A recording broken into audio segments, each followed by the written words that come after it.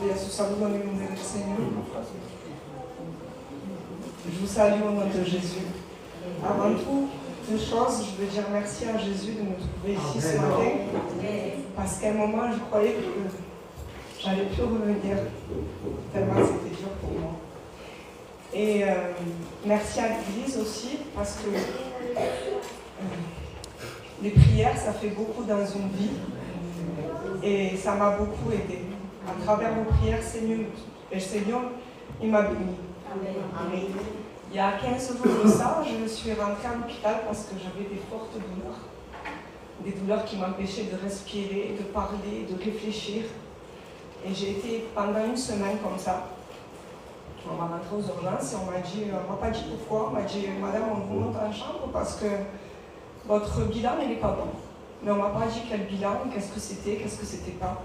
J'ai demandé des explications, on m'a dit, on vous expliquera dans le service. J'arrive de nuit, le lendemain, il vient le docteur et il me dit, écoutez, il y a deux solutions. Ou vous avez un calcul dans la voie biliaire parce que j'ai plus de vésicule, ça fait 10 ans. Il me dit, vous avez un calcul, ou vous avez une pathologie, mais cette pathologie-là, si vous l'avez, ben, c'est à vie. J'ai dit, d'accord, j'ai dit, expliquez-moi un peu.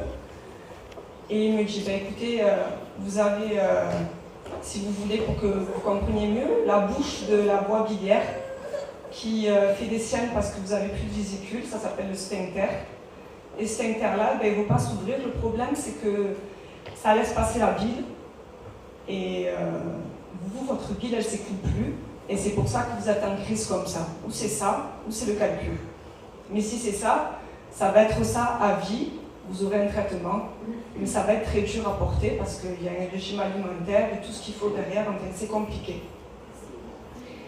Et comme humaine que je suis, malheureusement, et je suis faite de chair, malgré que Dieu habite en moi, j'ai commencé à douter, à avoir peur. Et la douleur m'empêchait de réfléchir.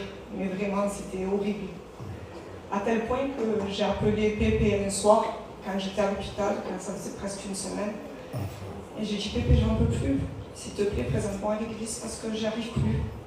Je faisais que pleurer, j'étais pas bien. Mais au fond de moi, il y avait ça s'est mis, j'avais cette semence de Dieu qui me disait, je suis là. Amen. Je suis là, confie en moi.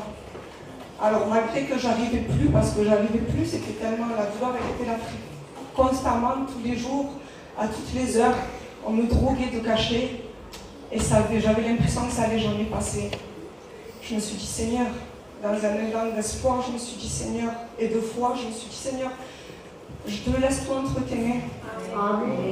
Et je devais passer un IRM.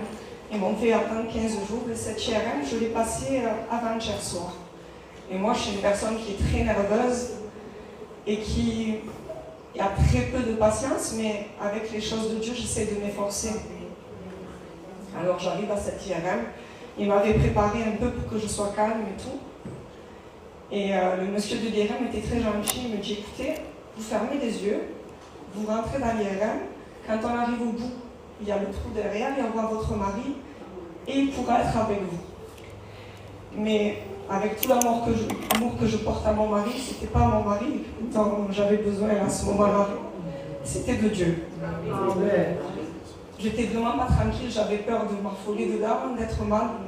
Alors, encore une fois, je dis, Seigneur, toi ou personne, je rentre dans cette IRM. Je ferme les yeux et à ce moment-là, je dis Seigneur, s'il te plaît, aide-moi.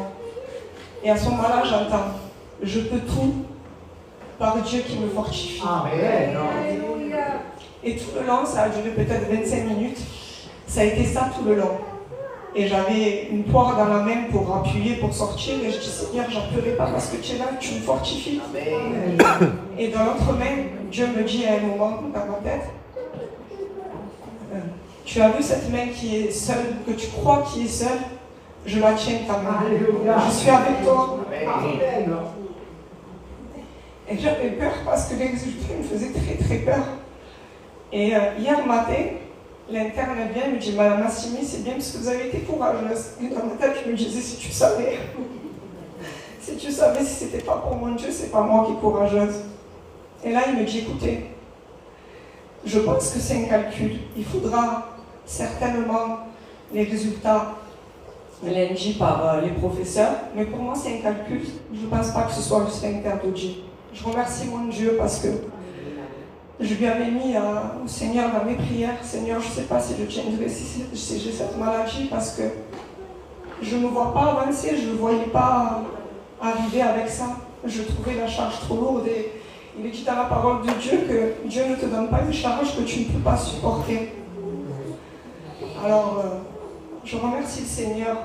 Et tout ça pour vous dire, mes frères et mes sœurs, que bien des fois, on a peur et on n'a pas de patience et on croit qu'on n'est pas assez fort. Mais Dieu il est toujours là, il nous fortifie au moment où on en a besoin. Voilà. Que Dieu vous bénisse. Merci à Dieu, alléluia.